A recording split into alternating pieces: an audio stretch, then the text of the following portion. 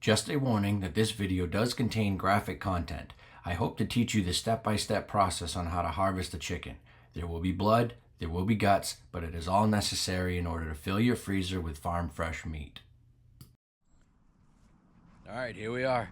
Week 8, processing day. Happy 4th of July, happy Independence Day, happy birthday America.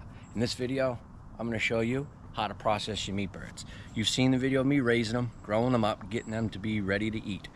So before we eat them, we gotta process them. So here's my little setup. I got a little temporary pen here where I'm gonna put 4 or 5 of them just to kind of hang out while I'm taking care of the others. This is my little kill station. That cone will work out perfect. Got a bucket here to collect all the drippings.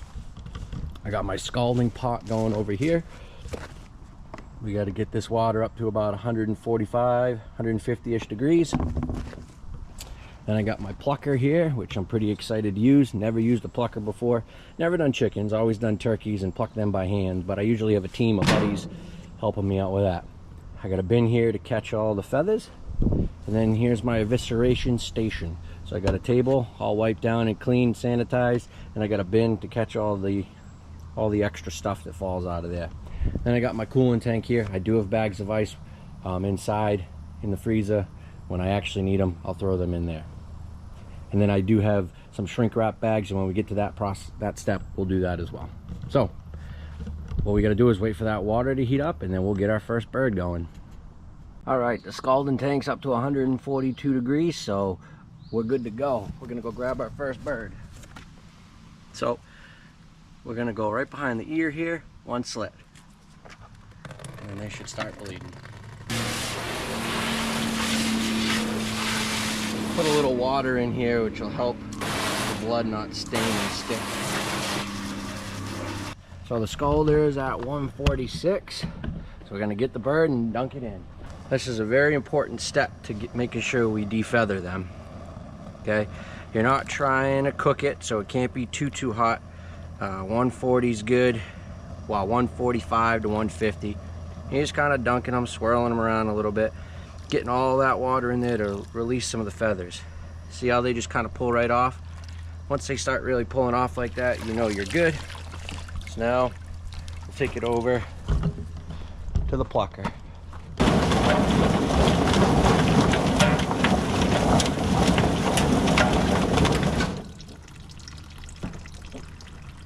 I mean,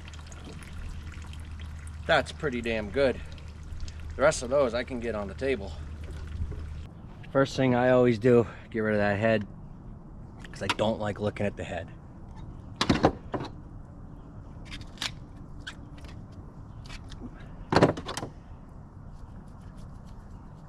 Okay. Once that's out of the way, now we need to remove these feet. Now some people keep the feet for dog food, some people keep it for chicken broth. I don't keep them for anything. If you do keep them for chicken broth, you're gonna want to peel that yellow skin off of them. But again, I don't do that. They're chicken feet, kind of gross to me, but definitely if somebody wants to do that and keep them, go for it. Good on you for using more of the bird than I am. Okay, so again, belly up, grab that foot, bend it back so that you extend that knee, and then right at the joint. Just some touches, small little slices, it'll kind of just do it itself. Okay, 1 foot. Let me do that other foot, get it in close so you can see. Okay, right there at that knee joint, we still have some feathers here. You want to remove all those. Feathers actually end up dulling your knife quite a bit, so plus nobody wants to eat feathers. Okay, right there at the knee joint, it's bent up. Nice easy slice. Okay, and here we go. Okay, now there's a feather, plucker didn't get, no big deal. Okay, so now let me get you again a little closer in here. Now we're gonna open this up. Okay, right above the breastbone, pinch, little slice, get right in there. Okay, open it right up. You're looking for 3 things in here. You're looking for an esophagus, you're looking for a craw, and you're looking for the windpipe or trachea. I don't know. All I know is they breathe out of one, they eat out of the other, and the craw is where the food goes. Okay, so once you find all three of those, you just separate them. All right, so we have windpipe, I think, esophagus, food pipe, craw. All right, so grab all three, get your fingers right in there, separate all of it. That way there, the three of them are separate, not touching anything up here. Get your finger right in there. Okay, because you're gonna pull all of this through the backside. All right, at this point, it's a good spot. Just kind of rinse off. Okay, so now we'll spin the bird around. Now, right, you'll see that tip. Okay, right where that tip is, pinch right there and make a slice. Okay, you're trying to open up that chest cavity. Once you get it open, get a few fingers in there and just pull. Okay, you're trying to open it up. All right, now you got to get personal with the bird and get in there. So when you're in there, you're feeling for rib cage, you're feeling for hard cartilage. Okay, that's what you want to keep your fingers around. So run your fingers around that, up and down and all around. Get right in there. You'll feel some gross stuff, don't worry about it. And then you're gonna pull. Okay, and just pull everything out. You want all the inside to be outside. Okay, so now you'll have that dangling bits of guts right there. Okay, then what we do is now we got to cut all this free.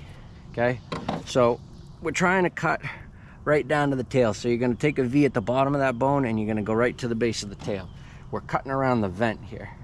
Okay, the vent is also where they poop. Okay, so right down there, you're going to cut right along that bone. Some of them have a lot of excess skin and fat. Just power through that. You want to make sure you're not cutting any of these intestines, because if there is any poop in there, you don't want it getting in on the bird. Okay, so now we've done that, and now the tail's just kind of hanging there. So now you go ahead and cut away between the vertebrae right at the bottom of the tail. Now you've got the entrails, you've got everything right there out of the bird. So now at this point, that's all the real gross stuff that can tarnish your meat. At this point now, whatever's left in there really can't hurt the meat, but you still don't want it in there, right? We got some lungs and stuff in there. So the lungs are gonna be, right here's the chest, okay? They're gonna be on the back, so attached to the inside of the back of the bird, on the inside of that rib cage there. But they're gonna be directly under here and here. On each, you'll see the spine, you'll feel the spine in there. It's on each side of that, and you wanna dig those out. Those ones, you gotta get your fingers in there, you gotta get your fingernails in there. You gotta dig, you gotta roll, you kinda gotta peel it out. And chances are the lungs are gonna come out in pieces. Okay, and that's okay. Okay, that's part of the lungs, kind of a gushy mess right now, hard to see. Okay, and then there's two of them, so make sure you get both sides out. All right, so again, more of the lungs. Okay, and then once you got all that out, okay, now see, this little windpipe didn't come with it. Okay, sometimes they get stuck, they don't come with them, so just pull it out. You don't want that in there. And then I like to put a finger through and make sure that I can get my finger through it. That way everything's cleaned out of there. Okay, because that right there is where your windpipe, your trachea, all that stuff goes. So once you get your finger all the way through that, you're good. Okay, now if you look, it's gonna be hard to see because I don't really want to be touching the camera with these hands, but the base here on the inside, you got to get down to the cartilage. There's this stuff in here, I don't know what it is. Okay, I don't know if it's like, I don't know, I don't even know what it is. I'm not even gonna try to guess. Okay, if you know what that is, let me know. They almost look like fish eggs and stuff, so I thought that maybe it was the ovaries, maybe it was the eggs, but problem is I saw it on the roosters too. Okay, and I know it's a rooster because when you open it up, you can find their testicles. Okay, So call me old-fashioned, but if a bird's got testicles, it ain't gonna have ovaries, okay? You ain't gonna have both. So now's a good time to kind of just rinse everything off, okay? Hose it right down. Don't be afraid of getting water in there. It ain't gonna hurt nothing. See all that stuff coming right out? That's good, that's what you want. You want that to come out on this table, not when you're cooking it. Although it would probably just cook right up, you wouldn't even notice, but either way. So when I got water going in there too, I like to get a hand right in there and really work my fingers around, making sure I got everything loose.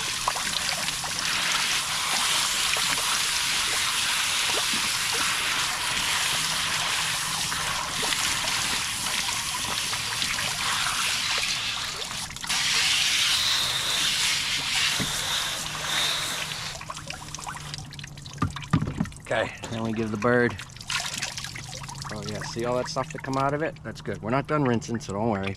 But now you want to inspect it. There's still bits of lung in there, so definitely want to make sure you get all that out. Again, you're getting personal with these birds, right? You say, geez, you're gonna get that close to me, you didn't even buy me dinner, and then you just remind it, listen, I bought you 8 weeks worth of dinner, okay? What an idiot. Anyways, so now you're in there, okay? You're moving stuff around, you're pulling bits and pieces out. Again, I don't know what all of it is. I'm not even sure if you have to remove all of it, but if it doesn't look like chicken meat to me, I'm pulling it out. That's just an artery. Those will probably burn out. You ain't gonna eat much on the inside of this rib cage anyway, so, but you got to get some of that stuff out of there. Okay. So there's still bits of lung in there. I'm pretty sure it's loose. Okay, now I just got to hose this bird off again.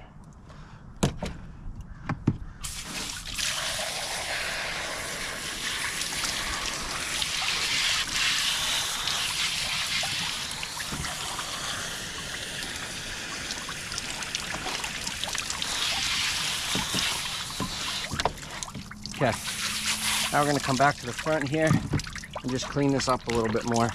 Okay, a lot of extra skin here. Some people like that, right? But there's a lot of fat, a lot of flavor on that skin, so you really should leave it. But I know who this bird's going to, and they definitely don't want any of that extra stuff. It kind of grosses them out a little bit. So we're going to clean it up.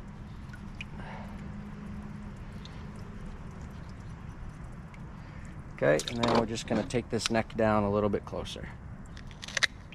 There we go.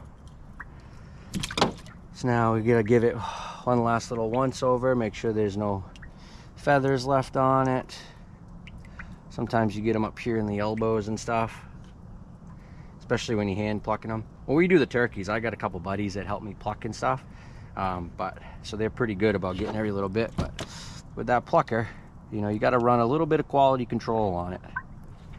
Right up there in the armpit, sometimes you forget all about those. Now the thing with the feathers, if you did leave a couple feathers on there, if it's your bird, no big deal, right? It's gonna get burnt off in the oven when you go to cook it. It's not a big deal. But if it's a customer's bird who really, you know, unless they really understand backyard birds and chickens and how it's gonna be a little different than store-bought because it's somebody processing it, and it's not sitting somewheres, like, you gotta let them know there's gonna be some blood in the bag, there's gonna be some juice in the bag. It just happens. Because that's what a fresh bird does. It's not traveling from a farm and then sitting on a shelf or anything like that. It is fresh, farm to table. So they got to expect some of that stuff. Okay? That's something I explain to everybody that I sell a bird to or give a bird to. I let them know, and I haven't had anybody complain.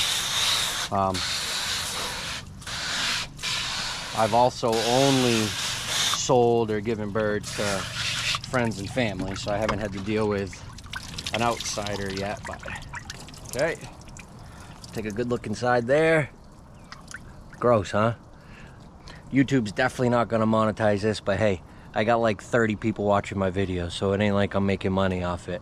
This is just here for fun. I enjoy doing it, and I hope that some of you who watch it enjoy watching it. Maybe one day we'll get monetized, but I ain't worried about that. I just have fun making content and doing what I love to do. So there you go, feast on that. That's a good looking bird right there, folks. Now we're gonna pop it in the tank and do the next one. It's been hanging over there, so it's ready to go. Now the important piece is now we have to put it in a cold water bath. That way there it can relax and settle down. So I gotta go get some ice to make this actually cold water. All right, here we are, processing day number 2. I did 8 birds on Wednesday the 4th, and now here it is Saturday the 6th. Thursday, Friday I had some stuff going on. My daughter was sick too, so wasn't able to finish the other birds. So now today, this morning, we got to finish the other 7 birds. We had an unfortunate event happen yesterday. I was sitting on the couch watching TV with my daughter, and I got a notification on my phone, said activity or animal on the side of the garage. So I pulled open my camera app and I saw a fox grabbing one of the teenagers. So I ran outside, couldn't see the fox, couldn't see the teenagers, just a pile of feathers. So while I'm looking for it on the other side of the house, I hear squawking and a bunch of noise. So I run over to that side of the house, down the hill in the woods. I see the fox with a chicken in its mouth. Then it drops, that chicken got away and it took off running to go grab another chicken. And it was just absolute mayhem. After searching for probably half an hour or so, close to an hour, couldn't find any of the birds. Just Frank pacing around. All my laying hens were gone except for Roberta, who was in the nest box just being broody. So she avoided all of this. So I thought that I only had Frank and Roberta left, and then 4 of the teenagers. Haven't been able to find any of the other teenagers. I'm pretty sure the fox got 2 of the teenagers. After some more searching out in the woods, I was able to find 2 more of the hens. One of them started walking up the hill. I was able to scoop her up and get her back in the coop. The other one, with a lot of thanks to my cousin and her husband, they live right through the woods of me. They came over through the woods and we were searching and searching. We had one that had gotten underneath a root ball and she buried herself in there. We couldn't get her out. We did get her out. We found her. My cousin's husband ended up digging on one end and then he pulled her out. And then I walked her up the hill and got her into the coop. She looked like she had a broken wing. It was kind of hanging there. She couldn't really fly up onto a perch. So I picked her up and put her on her perch with Frank and one of the other girls. Roberta, again, still in the nest box, and that's where she still is right now. So these are all we got left for my laying hens. We got that one there, that girl there. We got Frank, and Roberta's still sitting in the nest box. Not sure. She looks okay. Her other wing, it looks like last night, see how it's hanging a little bit, so she might have a broken wing. So we'll have to bandage that up later today. You know, it sucks to lose one of those laying hens. We develop a relationship with those birds, right? I know they're just chickens, and people are like, oh, they're chickens, you can't be sad over losing a chicken. And it's like, well, listen, my kids love the chickens, my wife loves the chickens, I love the chickens. They provide us eggs. I had them as little chicks. These teenagers, we watched hatch. We collected eggs and watched these teenagers hatch. We've trained them to go in and out of the coop. Like, we've put a lot of time and effort into these birds. And you know, they're more than just chickens to us. Okay, and I'm sure a lot of you out there as well, your chickens are more than just chickens, they're pets. Okay, so it sucks to lose any of them. I'm glad that the situation got a little bit better and we were able to find 2 of those hens. So we ended up losing 4 birds in total, which still sucks. I was only able to find one body, and I took care of her. I buried her, and then the other 3, I don't know where they are. You know, the fox come in, grab them, break their neck, leave them wherever they are, go get another one and pile them all up. That's just kind of how foxes are. So, you know, it sucks. Nature sucks, but we also love nature at the same time. That fox has got to eat. We don't know if it's feeding babies or not, so it sucks that it took our birds, but I understand why it took our birds. It's a wild animal. That fox has got to eat too. I just wish it could have gotten a wild animal instead of our chickens, but that's how it goes out on the homestead. So we're gonna move on. The biggest thing is just to make sure that the birds are safe. So they ain't gonna free range for a little bit. We need things to settle down around here a little bit. Maybe the processing of the meat birds gets that scent in the air, gets things moving. So we're gonna let all that settle down before we let them free range again. So, but today we gotta finish those birds. So I gotta get the scalding pot water heated up, and then we're gonna get right to it. So here we go.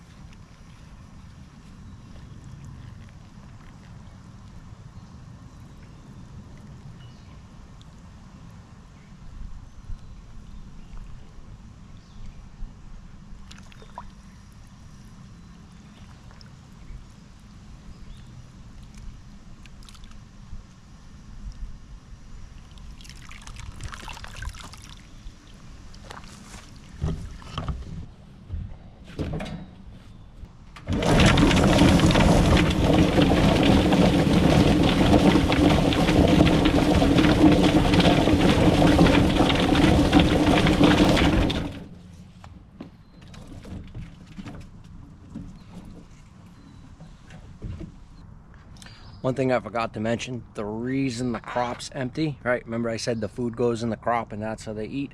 The reason it's empty is because you take them off of feed 24 hours, 12 to 24 hours before you do this, so that you don't have a bunch of food and stuff in there. So that's why the crop's empty.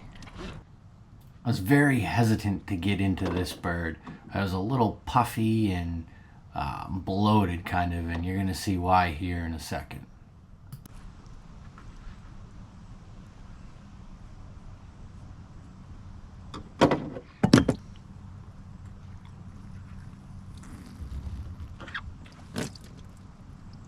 No, I don't know what that is.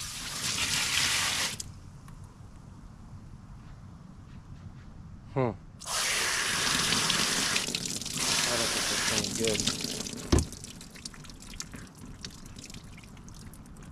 good. Okay, I've never seen this. Something popped in there. Oh boy. I don't know what that is.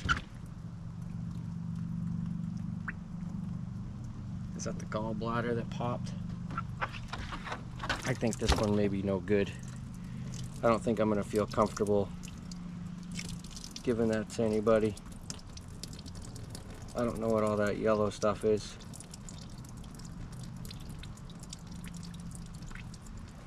Anybody knows what that yellow stuff is, that would be great. I don't know what's going on in here. This whole thing is like blown up. See that big air sac in there? I don't know what that is.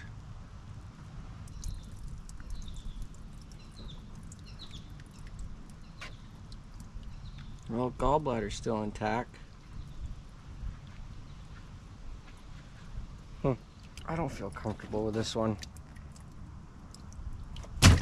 Fortunately, I had to get rid of that last one. That yellow liquid in there, the puffy belly it had, I really didn't feel comfortable either eating it myself or feeding it to somebody else. So it's an unfortunate loss because we did, raise that bird for 8 weeks. But I feel better knowing that I got rid of it than potentially passing something on to somebody.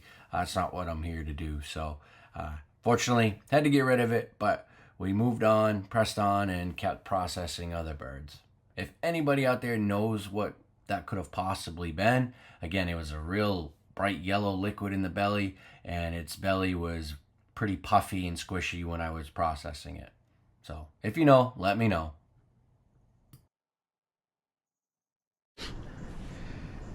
All right, so now we're ready to bag the birds. I got Texas shrink wrap bags, or Texas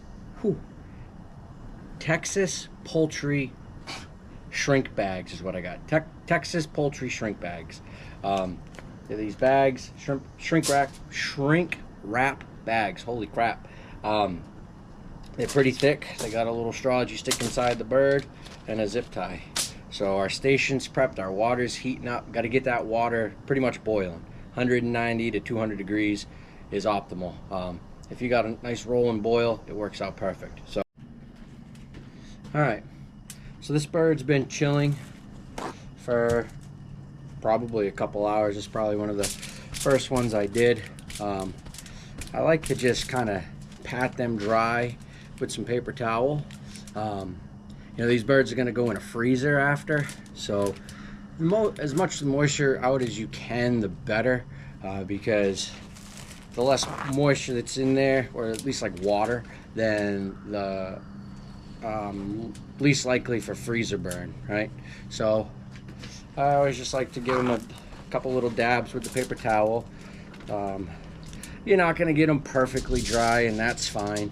There's still going to be some juices and stuff that come out of them, and that's fine.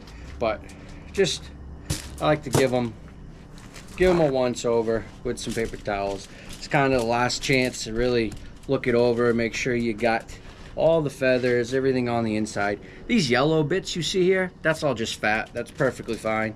As far as I'm concerned, that's flavor. And you take one last little peek in there, everything looks good. Now, we're gonna bag it. My water's still coming to a boil. It's not quite ready yet, but we can get this part ready.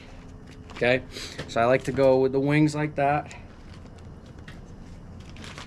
Get this bag opened up, and then come at it and just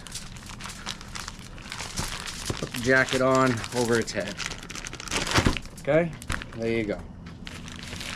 All right, and it doesn't hurt just to get, well, realistically that's kind of a dumb step because it's going to go in boiling water, so we don't do that.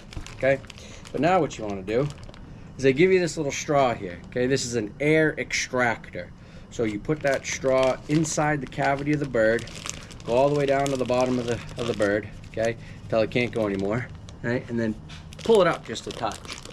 Okay, you want to pull it up so that you get the straw off the bottom of the bird so that you can actually suck air out of it. Okay, so what's going to happen is we got that in there. Now we pull it up a little bit, give it a little twist, and then they give you zip ties. You're going to take a zip tie. You're going to come around down on the bottom there.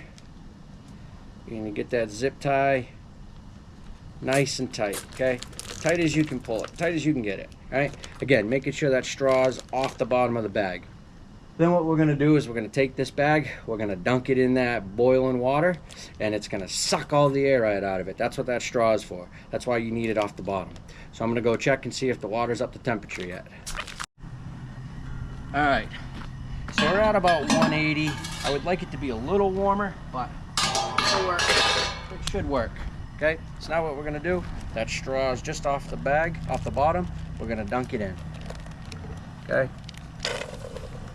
well that was gross and that was hot, but that's it. You just want it in there 5-10 seconds. That's hot boiling water, and that should do the trick. Come back up here, we're gonna pull that straw and pull that zip tie even tighter. And there you have it. It's a nice shrink wrapped bird. And that's a wrap on 2024 meat chickens. All in all, we had 15 birds that we took from day old chicks all the way up to processing day, 8 weeks old. All 15 looked pretty good when I cut them open. We just said that, oh sorry, all 15. 14 looked really good when we cut them open. Everything looked great. Just had that one that had some weird, that yellow liquid on the inside of it. I don't know what that was. I didn't feel comfortable either eating that myself or selling it to somebody, so I discarded that with the rest of the stuff. But other than that, the other 14 birds, everything looked great. Everything went well.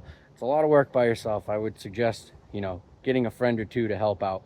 A couple buddies that I have that helped me with the turkeys, they were busy this week, so I didn't bother. I figured I can do it myself, especially having the chicken plucker. If I didn't have that plucker, there's no way I would have been able to do this by myself in the amount of time I did it. It would have taken all week. So we processed 15 birds. We have 15 good meat chickens. We have good, happy, healthy, tasty meat in our freezer and our friends' freezers now. So a couple things with that, right? After you bag them, you want to let that chicken sit for 24 to 48 hours in the fridge. You need rigor mortis to set in. You need them to kind of relax the muscles and everything, just to kind of chill out. If you were to try to cook that tonight or even tomorrow, really, it would be kind of tough, and we don't want tough chicken. You want nice, tender, juicy chicken. We put a lot of work into these birds. We want them to taste well. So put them in the fridge for 24 to 48 hours and then cook or freeze. That's what I always say. Same deal with my turkeys when I do them. 24 to 48. I like to go more towards the 48-hour side, and then cook or freeze. So again, we got to remember, you know, we took 15 lives here over this processing day, and I don't take that lightly, right? Yes, they're chickens, they're made to be eaten and all that, but still, you're taking 15 lives. So I don't have any music going, nothing like that. It's just kind of a very peaceful moment for me. Just nature, birds chirping, all that stuff, and that's kind of how I like to do it. Again, doesn't matter how you do it. However you want to do it, that's all for you. I don't really care, but for me, that's how I do it. So again, took 15 lives, but it's good to know where that meat came from, right? You go buy that meat at the grocery store, I don't know what that bird went through. I don't know the life it lived, but these birds, I know they had a good life. They had grass, they had bugs, they had sunlight, they had fresh air, fresh clean water, good grain every single day. So I know they had a good life. I know they lived a good life, and I did the best I could for them in those 8 weeks. And that to me is going to lead to good, healthy meat, and that's why I enjoy doing it. Something really sitting down at the table, connecting yourself with the food. You know, too many people nowadays are kind of lost and forget what actually goes into that food that's on your table. So this connects you to it, brings you a little closer to your meal, makes you appreciate it a little bit more. So again, that's why I do it. I don't really do it for the money. I don't really sell many of them. Friends and family, I usually just give them away. But I do it just so that they know that they have the peace of mind knowing that they got a good, healthy bird. I have the peace of mind knowing I got a good, healthy bird. No antibiotics. I don't even give them medicated feed. Just whatever, right? Bugs, grass, sunlight, air, water, grain, everything's good. So thanks for watching, and stick around. There's plenty more to come.